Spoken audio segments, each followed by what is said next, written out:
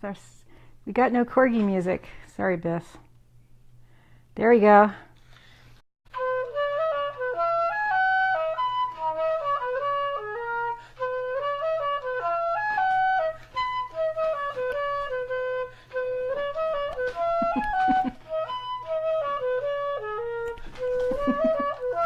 Tristan.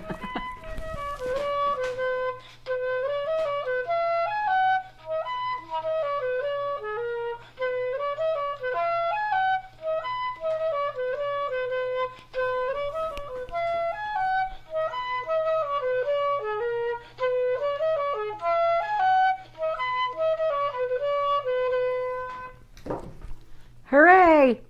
It's National Cat Day! And the noisemaker is terrifying the Corgi. We have to throw it away.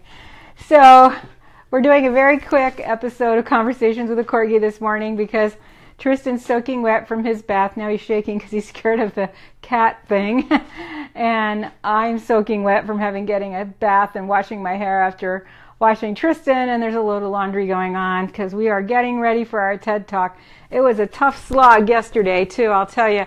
I was having such a hard time remembering it and it was getting all confused, and partially that was from a bad night's sleep. So, you got to pray for a good night's sleep.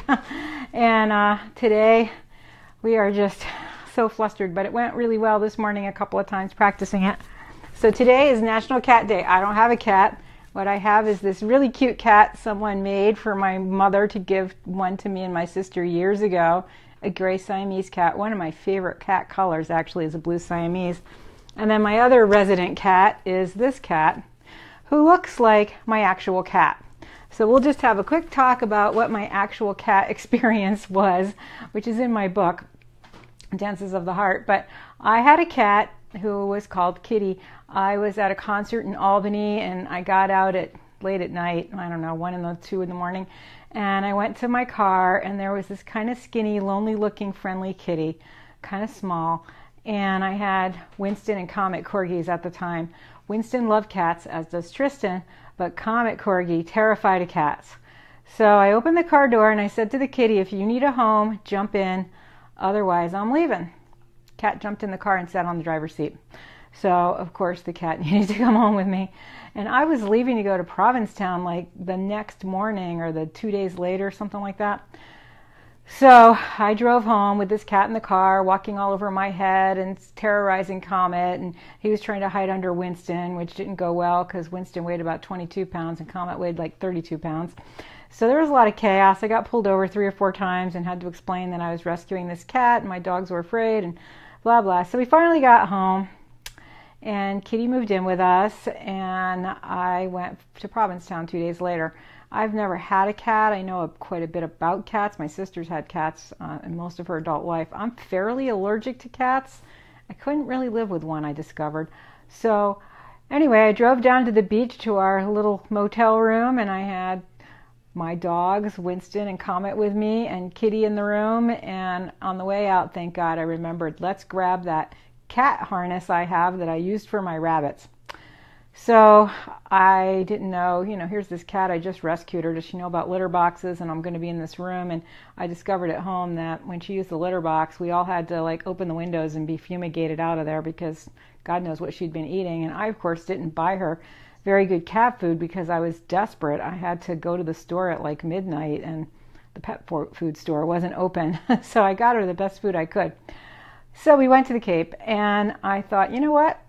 I'm just going to put the leash on this cat and bring her with me. So I did, and Comet strode right out of the room, Winston following him, and Kitty behind the 2 Corgis.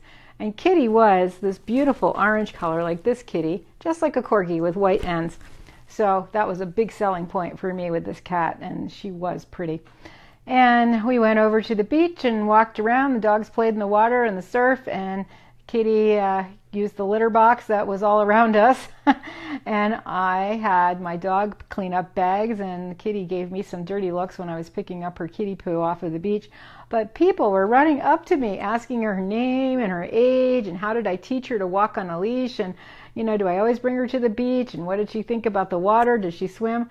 I didn't know the answers to any of these questions. I just knew I had a cat and I didn't know what to do with her aside from what I did with dogs. And that's the same experience I had with my rabbits. I didn't really know that much about rabbits when I got my first rabbit. Found out hardly anyone knew much about rabbits. And so I treated the rabbit like a dog, and the rabbit acted like a dog, and so did the cat. So I took her for walks on her leash, and then we came home, and I went away one weekend and had a friend look in on her because I couldn't bring her to wherever I was going. And boy, Kitty was furious. She did some pretty serious kitty artwork on the kitchen wall, which wasn't washable paint, and had quite a conniption in the house. And then gradually, over the next month or so that I had her, she was taking my water fountain that I always have in my house, and I have a lot of seashells around it, which are very delightful for kitties.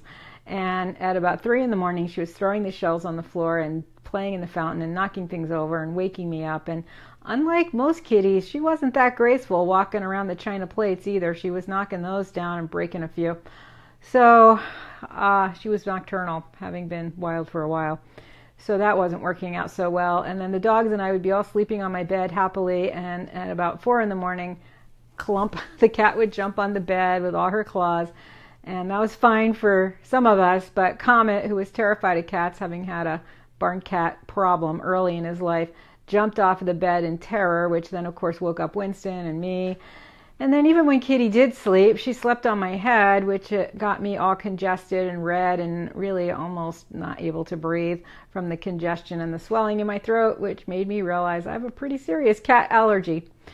But I was going to keep Kitty until when I first found her, I called around to find out who might have lost a cat. Called a bunch of shelters in Albany, and they said they only had one reported lost cat in the last year, because people considered cats to be throwaway animals, which was horrifying to me. Everybody I know who has a cat would never consider their cat something small to lose. I mean, it was just that the shelter would say that just seemed mean, especially since I'm calling because I found somebody's cat. So anyway, they gave me the name of that one person who had called, and so I'd been in touch with them off and on, and in fact, their cat had been orange as well, but it was more of a calico, and this one was just an orange tabby, tiger kitty. So I had been in touch with those people, and one of their cats, they were a retired couple. They had a cat wonderland in their house with shelves and things to sit on, and their cats were their life. They loved kitties, and they had lost a kitty that died from old age, and their cat household, I think they had 3 or 4 cats, was completely disrupted by the loss of this one kitty. And they asked if they might take my kitty, and I said, sure. So the husband met me on the turnpike. We did the cat exchange, and they brought the cat that they later named Saffron Sugar Spot, because like this cat, she had a little white spot on her chest, and I thought that was the best name ever. So they had Saffron Sugar Spot for several years, and she did great there, and she really helped bring peace to their kitty household again, and it was really the best place on earth for her to have ended up. She was way more happy with other cats than she was with me. And I got some Christmas cards from the people a few times saying that Saffy loved to walk across the kitchen table when they were eating and pull a little scallop off their plate and eat it delightfully and then wander along. And I thought, wow, you got to really love cats when they're pulling scallops off your plate and you think it's cute. So she was really happy with them and had a great life. I think she died fairly young. I forget what she had. She was probably 3 or 2 when I found her. And they called the animal communicators, as I did. And it turns out we think that maybe Saffron Sugar Spot had belonged to a person who died and had gotten out of a window a couple of days later and was just wandering around, because she seemed like she had been fairly well cared for up until the time when she was free. So that's my kitty story, and I'm excited that it's National Kitty Day. Tristan loves kitties, but frequently at my sister's house, when he starts to go over to lick a cat, they give him a swipe, and he's not happy. He doesn't understand why they don't love him. He's been over to my sister's ex-husband's house, Gwen's dad, Colin. They've got a tabby cat, and that was one of the first kitties that Tristan met besides his puppyhood kitties, and he just loved that cat, and he laid there and played with Tristan. Oh, they were good friends, and I think that cat's still around. We should go visit that cat. But he's liking kitties even to this day, but my sister's cats are scared of him. She's got a orange and white one that actually looks a little Corgi-like. He's got white ends and orange middle.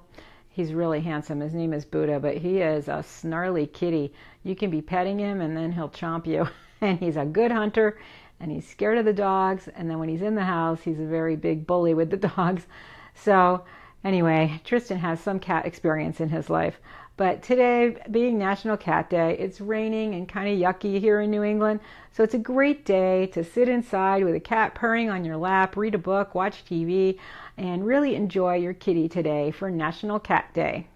And I will be continuing to learn my TED Talk. Oh my gosh, yesterday was such a struggle. And then this morning I woke up and listened to it a few times before I was functioning, and then practiced it and did it, and it came out pretty well. I'm more optimistic than I was 12 hours ago. And I've got a clean Corgi who's wet, which is also a good thing on the way to doing my talk on Thursday. So I don't think we'll be doing too many conversations of a Corgi between now and then. I know Monday and Wednesday I definitely won't be. And Thursday morning I doubt I will be either. So we might get a quick one on Tuesday morning because it's Halloween. And of course we have to celebrate that. So thanks for joining us today for a quick Conversations with a Corgi about National Cat Day. Give your kitty a hug today and celebrate National Cat Day. You can make a donation to the shelter. You can spend some time with your cat. You can help somebody else who has a cat. If you don't have a cat and you love cats, adopt one today. It's a great time to decide to get a cat when it's National Cat Day. And cats provide so many great things in our lives. They help lower our blood pressure. The purring actually has some healing qualities to different organ systems in the body. Kitties are really great to have in your life. They hunt things. They might give you some presents you don't want, but if you have, one of my friends has a house that's occasionally mousy, like around this time of year, the cat will catch 3 or 4 mice, and other than that, she has no mice in her house. So cats really provide a lot of useful things, and many a barn has several barn kitties in there to keep down the rodent population. And they're great pals for a lot of people. We love kitties. So thanks for joining us today. Celebrate National Cat Day.